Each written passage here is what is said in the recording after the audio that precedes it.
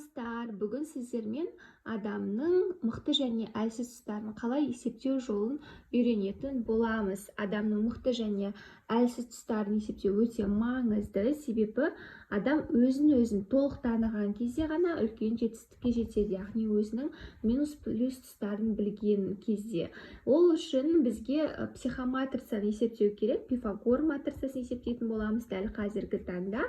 Бірінші біздің жасайтын амалымыз ол осы туған күн ай жылдағы сандардың барлығын бір-біріне қосып шығамыз, яғни 0 қосылған 8 қосылған 1 қосылған 2 қосылған 1 қосылған 9 қосылған 8 қосылған 8, иә? Енді біз оларды есептеген кезде 0 қосылған 8 1 2 1 9 8 8 бізде 37 деген сан шықты. Бұл бізде бірінші қосымша санымыз. Келесі бізде 37 деген санды, бірінші қосымша санымызды бір-біріне қосамыз, яғни 37-ні 3 қосылған 7 деп аламыз да, екеуін қосамыз. Сонда бізде 10 деген сан шықты. 10 деген санды дәл осылай қалдырамыз, әрі қарай бір таңбалы санға айналдырмаймыз, себебі бұл бізде мыңдық код болып табылады. Бұл біздің екінші қосымша санымыз. Мыңдық кодқа достар келесіде арнайы видео түсіретін боламын. Қазір кішкене ғана мағлұмат бере өтейін. Егер сіздерде 28 деген сан шығатын болса, міндетті түрде 10 деп дәл осылай қалдырасыздар.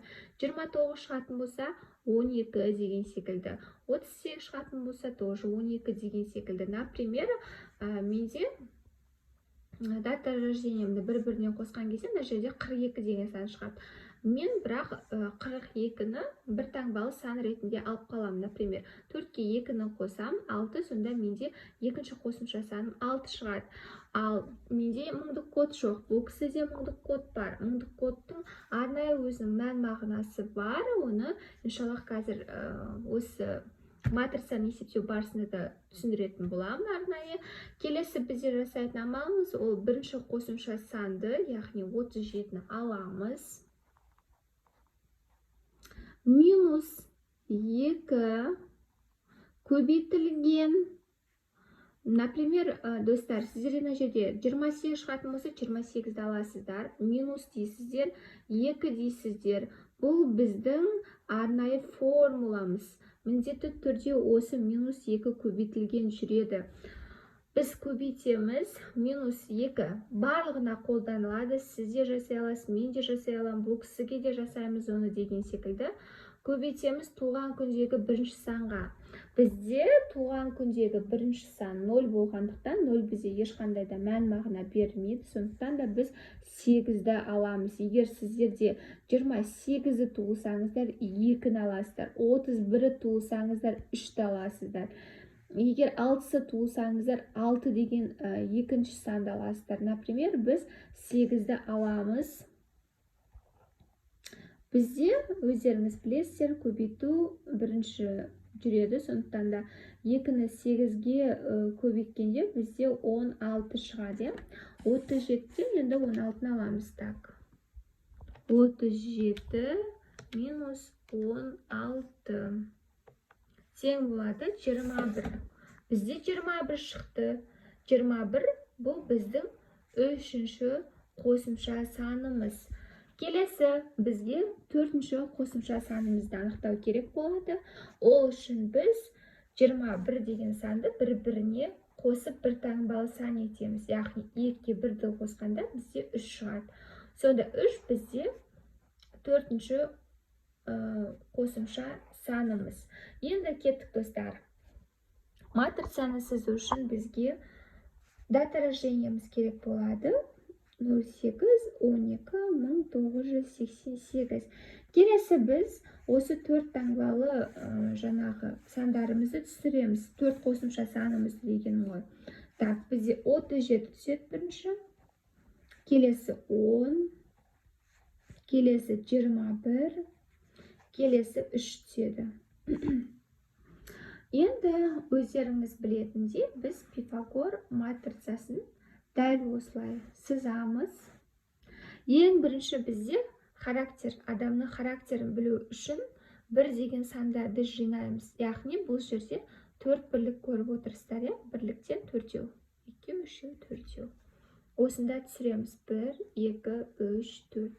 2, 2-ден бізде 2-еу. Қарап отырсаңыздар. 2, 2-ні түсіреміз. 3 бізде тоже 2-еу. Түсіреміз. 4 бізде мүлде жоқ. Яғни минус қойып кетеміз. 5 те бізде жоқ. 6 да бізде жоқ. 7 бізде біреу бар. 8-ден 3-еу. 9-дан бізде біреу. Енді мұндағы сандардың барлығы астына түсті ма, оны бір зерттеп, нақтысын біліп аламыз. Яғни 1, 2, 3, 4, 5, 6, 7, 8, 9, 10, 11, 12, 13. Общий сан бізде 13 шықты. Енді мұнда есептейміз. 1, 2, 3, 4, 5, 6, 7, 8, 9, 10, 11, 12, 13. Значит, бізде дұрыс барлық сандар осында түсті делінген сөз. Енді қараңыздар достар. Бұл кісінің мықты және әлсіз тұстарын есептеу үшін біз бірінші характеристикасына барамыз. Бұл кісіде 4 бірлік көрсетіліп отыр. Значит, бұл кісіде көшбасшылық, лидерлік қабілет бар, басқарушылық қабілет бар. Және де мен лидермін деген іштей бір сезім бар бұл кісіде. С характерім болғандықтан кейде ер адамдар менде тепе тіресіп қалатын кездері болып тұрады. Сөз таластырып деген секілді, кейде. Өйткені бойында сондай бір көшбасшылық, үлкен бір мықты жігерлік қабілет бар бұл кісіде. Және де келесі бізде 2, бұл энергия. Энергиясы өте керемет. Адамдармен энергия алмаса алады. Адамдарға энергиясын толық бере алады. Үшінші бізде 2, 3-тік кездесіп отыр. Бұл кісі өзіне өте сенімді, өзінің мүмкіндіктеріне сенімді жан. Кез келген информацияны тез үйренуге қабілетті және әрбір үйренген информациясымен адамдармен бөлісуге способность бар бұл кісіде. Қызығушылық жоғары болғандықтан, яғни 2, 3-тік бұл бізде адамның қызығушылығына жауап береді. Қызығушылық жоғары болғандықтан, егер көлік айдайтын болса, жылдамдықты арттырып айдауға итермелеу мүмкін. Сондықтан да барынша көлік айдағанда өте мұқият сақ болған жөн. Келесі бізде 4-тік мүлдем жоқ, яғни бұл кісі шыдамсыз. Все и сразу, барлық нәрсе бірден болу керек. Айттыма бірден орындалу керек. Армандадыма арманы бірден орындалу керек деген секілді. Және де 4-тік әрине бізде денсаулыққа жауап береді. Туа бітті денсаулық слабый, өйткені мүлдем жоқ. Бұл кісіде тіспен, артық салмақпен проблема болуға бейімділік болып тұрады. Сондықтан да тіспен, кожамен, шашпен міндетті түрде денсаулығын өте мұқият қарау керек деп көрсетіліп отыр.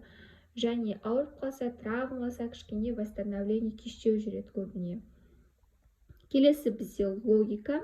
Логика бізде пустой сектор, яғни мүлдем жоқ, көп жағдайда мечтатель бұл кісі, және де фантазер, барлық нәрсені армандаған жақсы көреді, нақты мақсатпен, планкамен жұмыс жасау керек, және де көбінесе бірінші реттен жолы бола бермейді. Бизнес бастаса да, жаңадан жұмысқа тұрса да, сондықтан да міндетті түрде екінші рет попытка жасап көру керек. Бір дегеннен қолынан келмей жатса, болды, мен қолынан келмейді деп артқа шегінуге болмайды бұндай жандарға. Және де өте ақкөңіл, қарап отырыңыздар. Ақкөңіл адамның қалай білеміз? Бізде матрицада 5 пен 7-лік мүлдем жоқ болса, немесе бір ғана 7-лік болып 5 болмаса, немесе бір ғана 5-лік болып 7 болмаса, ондай жандар өте ақкөңіл болып табылады. Бұл кісі өте ақкөңіл, адамдарға жоқ деп айта алмайды, қолынан келгенше барлығына көмектескісі келіп отырады. Және де адамдардың бәрін өзі сияқты ақкөңіл көріп тез сеніп қалады адамдарға бұл кісі. Сондықтан да тез сенуден аулақ болу керек. Адамдардың барлығы өйткені бірдей емес, әрине жақсы адамдар көп дегенмен де барлық адамға көзсіз сеніп қалуға болмайды. Өйткені көп өмірден опық жеуі мүмкін адамдарға сену арқылы. Және де басқа адамдардың проблемаларын, просьбаларын әрдайым шешіп көмектесіп жүретін адам бұл кісі.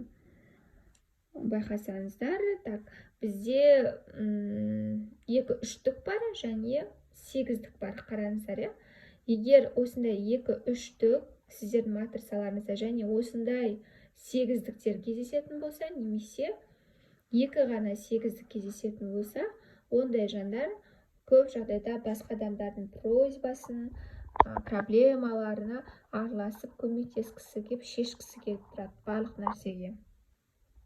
Келесі бізде 6. 6 бізде адамның еңбекқорлығына, жалпы физикалық тұрғыда жұмыс жасауына жауап береді. Бұл кісі негізі физикалық жұмыстардың особо любителі емес, көп жағдайда умственный трудтың адамы, және де көп жағдайда физикалық жұмыс жасаған кезде үй шаруаларын деген секілді басқа адамның айтқанымен жасағаннан қарағанда өзінің желаниесімен үй жинаған жақсы көретін жан. Келесі бізде 7. Бұл адамның жол болушылығына көрсетіледі. Өмірде негізі жолы болғыш жан, және әрдайым бұл кісіде 2-3-тік көріп отырсыздар ғой, және 1 семерка немесе 2 семерка тұру мүмкін, 3 семерка тұру мүмкін осы жерде. Егер осындай кездесетін болса, ондай жандар көп жағдайда ертеңіне деген бір сенімділік болып тұрады да, міндетті түрде маған басқа адам көмектеседі, немесе біреу көмектеседі, әйтеуір жолым болып кетеді деген сияқты бір ішкі сезімі әрдайым жақсы дүниені ойлап тұрады. Келесі бізде 3-8-дік. Бұл жерде адамның жауапкершілігі көрсетіліп отыр.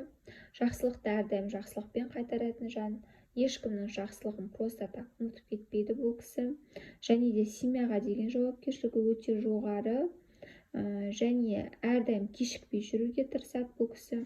Сосын балалары болса, енді бұл менің көптен бері оқырманым Инстаграм желісіне, сондықтан да мен ұлы бар екенін білемін бұл кісінің. Ұлын тіпті жақын адамдардың өзіне сеніп тапсыра алмайды. Өзінің мамасынан басқа ешкімге сеніп тапсыра алмайды. Сондай бір жаңағыдай тревожная деп айтсам да болады. Ешкімге өзінің баласын толық сеніп тапсыра алмайды. Тек жауапкершілік өзінде. Өйткені балаға дегенде, өзіне дегенде, адамдарға дегенде жауапкершілігі өте жоғары бұл кісінің. Сосын бұл кісіде енді егер сіздерде дәл осылай матрица барысында, есептеу барысында 2-2-лік, сосын осындай 3-8 кездесіп жатса, немесе 2-8, 3-8 кездесіп жатса, ондай адамдар көп жағдайда блокировка эмоция болып жатады. Яғни өзінің бүкіл жақсы состояниесін, негативті состояниесін іште сақтап қалады да, бөліспейді. Яғни өзінің проблемаларымен басқа адамдарды грузить еткісі келмейді. Көп жағдайда бүкіл уайымын, переживаниясын ішінде сақтап жүреді. Олай жасауға болмайды. Часто күліп, жаңағыдай, әрине біреуге барып проблемасын айтпаса да, міндетті түрде әрдайым күліп, адамдармен араласып, айқайлап деген сияқты, ән айтып деген сияқты, солай постоянно өзінің іштегі қалып қойған эмоцияларын сыртқа шығарып отыру өте маңызды. Егер олай болмаса, егер шығармаса, адам жүрек ауруларына алып келіп жатады. Сондықтан да бетін алу керек бұл дүниенің. Және де бұл кісі 9 память нашар. 9 бізде адамның памятына жауап береді. Память нашар, көп жағдайда тез ұмытып қалып жатады. Бұндай жандарға YouTube-да енді өте көп қой қазіргі таңда памятті жақсартатын түрлі упражнениялар жасап отыру керек. Достар, негізі біз матрицаны осылай есептейміз. Енді плюс айта кетейін, бұл кісінің матрицасы бойынша мен не көріп отырмын? Бұл кісі көп жағдайда көңілді жүреді, және де өзінің жақсы көңіл күйімен адамдармен әрдайым бөлісіп отыруға тырысатын жан, барлық дүниеге өмірде үлгеруге тырысатын жан. Сосын бұл кісіде код успешности, мыңдық код бар бұл кісіде. Яғни дәл қазіргі біздің осы Римокка деген жанның задачасы 50 жасқа дейін ол кемі 1000 адамға үлгі болу, кемі 1000 адамға басшы болу деген сияқты үлкен басшылық қызметтерді өте жоғары деңгейде алып жүре алатын жан деп айта аламын бұл кісіні. Енді қараңыздар достар, бізде 1 дегеніміз адамның характеристикасына жауап берсе, 2 бізде энергия, 3 дегеніміз адамның интуициясына, жалпы адамның қызығушылығына жауап береді. Бұл кісі бір нәрсені бізде түбіне дейін зерттейтін жан, неге, не үшін, қалай деген сияқты. Өйткені интерес адамды жатқызбайды да. 4 дегеніміз адамның денсаулығы, 5 деген адамның логикасы, 6 дегеніміз бізде адамның физикалық жұмысқа қабілеттілігі, 7 дегеніміз өмірде везение дейді ғой, жол болушылығы, 8 дегеніміз жауапкершілігі, семьяға деген жауапкершілігі, 9 дегеніміз бізде адамның памятіне жауап береді. Және 2-9-дық, 3-9-дық егер адамда кездесетін болса, онда адамдарда тіл байлығы өте жоғары болады. Мысалға, менде 2-9-дық туа, бітті, менде негізі тіл байлық өте жақсы. Әрине, тіл байлық жақсы деп олай тоқтатуға болмайды. Кітап оқу арқылы, адамдармен араласу арқылы әрі қарай біз дамыта береміз, өзіміздің тіл байлығымызды. Енді бізде ең маңызды дүние бұл бізде темперамент болып табылады. 7, 5, 3 деген сандарымыз общий количествосы бұл бізде темперамент деп аталады. Ал егер адамның семьяға деген көзқарасы қаншақты семьянин екенін білу үшін біз 2 энергия, 5, 8 сандар адамның былай санағандағы общий количествосы бұл семьяға жауап береді, былай бізде адамның темпераментіне жауап береді, былай бізде бытовухаға қалай деген секілді. Бұл кісі көп жағдайда келіп тұрған возможностьті өмірде тез жаңағыдай упустить етіп алады да. Және де көп жағдайда бұл кісідегі минус потенциал өте жоғары болғанымен өзінің толық мүмкіндігін толық пайдалана алмайды. Және де әрдайым басқа адамдар көмектессе бұл кісіге, например, әке-шешесі, например, немесе туысқандары бұл кісіге всегда поддержка беріп тұрса, наоборот, бұл кісіде өсу болмайды. Сондықтан да егер өзі стремится етіп, өзі аяқтан тұруға нық сенім қабылдап, жаңағыдай, егер өзі әрекет ететін болса, сол кезде ғана жетістікке жетеді. Сол үшін өте маңызды басқа адамдардың көмегімен емес, өзі аяғына нық тұруы бұл жанның. Сондықтан да бұл бізде бытовухаға жауап береді. Бұл бізде алдыға қойған мақсат, целеустремленность дейді ғой, соған жауап береді. Біздегі мынау 3 секторымыз. Оған арнайы тағы бір күн тоқталамын. Мына жерде каша болып кетпесін деп, кішкене бет жағын ғана түсіндіріп отырмын. Және де келесі бізде мынау семьяға жауап береді. Бұл бізде адамның привычкасына жауап береді, постоянно жасайтын. Сіздерге түсінікті болды деп ойлаймын. Егер сіздерге ұнаса, міндетті түрде лайк қойып, комментарий жазып, егер түсінбеген жерлеріңіз болса, сұрасаңыздар болады. Мен инстаграм желісіне жазсаңыздар болады. Бұл кісі және 8-і туылған ғой, планетасы Сатурн. Оған да арнайы өте көптеген ақпараттар айтқым келеді, бірақ уже минуттар өте көп болып жатыр. Иншаллах, келесі видеоларда тағы да айтатын боламын, кішкене ғана түсініп. Бұл кісінің планетасы Сатурн болғандықтан көп жағдайда рухани тұрғыда одиночество болып тұрады. Как будто бұл кісінің жағын ешкім түсінбей жатқан секілді, мына әлемде жалғыз қалып кеткен секілді. Негізі бұл жан сыртқы тұрғыдан қаталырақ болып көрінгісі келгенмен либо көрінгенімен, иә, характерім көрінгенімен негізі іште өте жұмсақ, көңілге тез алады, тез жараланып қалады, өте әділ, шынайы, әрдайым шынайы болуға тырысатын жан. Және де бала кезден өте зерек болып өскен, тіпті үлкен адамдардың ақылы жетпейтін дүниелерге ақылы жетіп деген секілді мудрость бұл кісінің балалық шағынан бар. Бұл кісідегі просто планетасы Сатурн болғандықтан өзін ренжіткен адамдарды оңайлықпен ұмытпауы мүмкін. Злопамятность бар, кешірім техникаларын көп жасау өте маңызды, және де часто запор болуы мүмкін. Сіздерге ұнаса, міндетті түрде лайк басыңыздар. Егер сіздерге де осылай талдау жасауымды қаласаңыздар, комментарийға өз дата рождениеларыңызды қалдырып кетіңіздер. Рахмет.